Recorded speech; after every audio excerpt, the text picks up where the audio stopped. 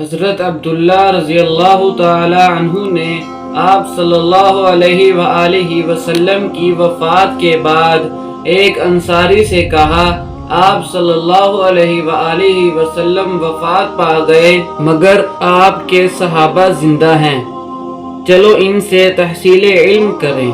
انہوں نے کہا کہ اے ابن عباس رضی اللہ تعالی عنہ، تم پر حیرت ہوتی ہے، تم دیکھتے ہو کہ لوگ علم میں خود تمہارے محتاج ہیں، پھر تم دوسروں کے پاس جاتے ہو۔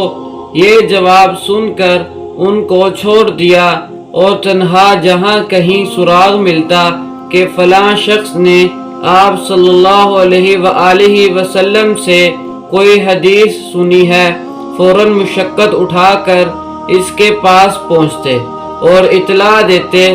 وہ گھر سے نکل آتا اور کہتا کہ تم نے آپ صلی اللہ علیہ وآلہ وسلم سے کوئی حدیث سنی ہے۔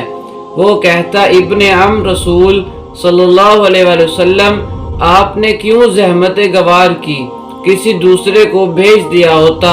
کہتے، یہ میرا فرض تھا۔ اس طریقے سے عرب کے گوشہ گوشہ سے ایک ایک دانہ چن چن کر خرمن علم کا انبار لگایا۔ جب ان کے فضل و کمال کا چرچا زیادہ ہوا، اس وقت ان انصار نے، جنہوں نے ساتھ چلنے سے انکار کر دیا تھا، ندامت کے ساتھ اقرار کیا کہ ابن عباس رضی اللہ تعالی عنہ ہم سے زیادہ عقل مند تھے۔